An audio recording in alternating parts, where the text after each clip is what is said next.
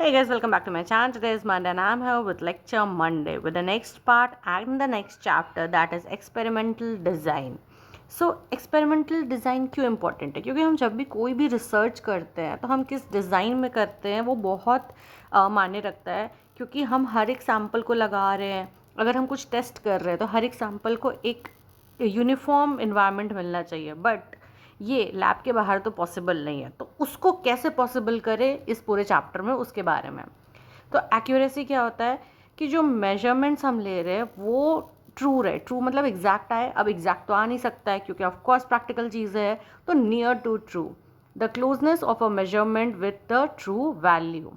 Analysis of variance, जो variance आ रहा है वो कितना आ रहा है एंड उतना वेरियंस हम टॉलरेट कर सकते हैं कि नहीं, इसलिए हम वेरियंस एनालाइज करते हैं। A statistical procedure which splits the total variance into different components. Analysis of variance basically ANOVA है। इसमें हम लोग क्या करते हैं कि हम लोग वेरियंस को डिवाइड करते हैं, कौन सा कंट्रोल वेरियंस है, रीजंस जिस वजह से वेरियंस आ रहा है उसके बेसिस पे होता है ये। Analysis of covariance, a statistical procedure which splits the covariance of two variables into different components. हम लोग सबको स्प्लिट क्यों कर रहे हैं? ताकि मेरे को पता चले कि किसकी वजह से वेरिएंस आ रहा है। अगर इन्वायरमेंटल है तो चलो ठीक है, अगर किसी मटेरियल की वजह से हो रहा है, टेस्ट की वजह से हो रहा है, एंट्री की वजह से हो रहा है, तो उसको फिर हम लोग टेस्ट करेंगे ना। वो हमारा एक्सपेरिमेंट हो रहा है कि हम कुछ बढ़ा रहे हैं तो कुछ घट रहा है। Next is design. एक होता है ऑग्यूमेंट डिज़ाइन। जब हमारे पास बहुत सारा मटेरियल होता है जिसको हमको टेस्ट करना है, तो हम ज़्यादा रेप्लिकेशन नहीं लगा सकते। मतलब एक ही प्लांट को, एक टाइप को मल्टीपल टाइम्स नहीं लगा सकते हैं, तो उस वक्त हम ऑग्यूमेंटेड डिज़ाइन यूज़ करते हैं। An experimental design which is use to test a large number of germplasm lines in a limited area और ज़्यादा नंबर है तो।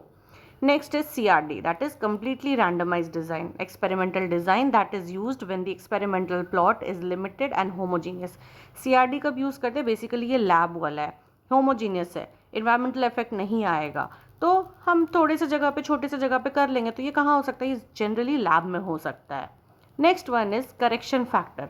अब हम जो एनालाइज कर रहे हैं उसमें कुछ ना कुछ तो करेक्शन करना पड़ेगा। जैसे हम कहते हैं ना मैथ्स में +-1 लेके चलो, तो ये वही करेक्शन फैक्टर है जिसको भी हम कैलकुलेट करते हैं।